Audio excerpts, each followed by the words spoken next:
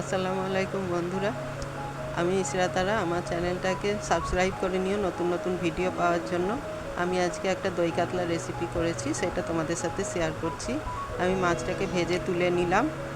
কড়াইয়ে তেল দিয়ে আমি লঙ্কা আর পেঁয়াজটাকে আগেই বেটে রেখেছিলাম, সেটাকে ভেজে নিচ্ছি একটু। তারপর অল্প নুন দিলাম, একটু হলুদ, একটু ধনে, একটু জিরে দিয়ে ভালো করে মশলাটাকে কষিয়ে নিচ্ছি।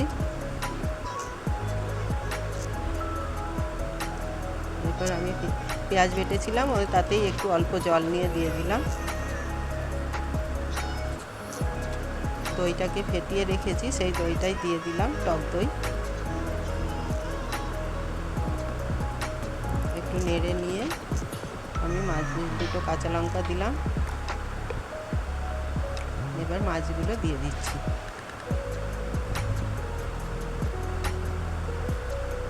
দিয়ে অল্প সময় একটু নাড়াচাড়া করে নামিয়ে নিচ্ছি।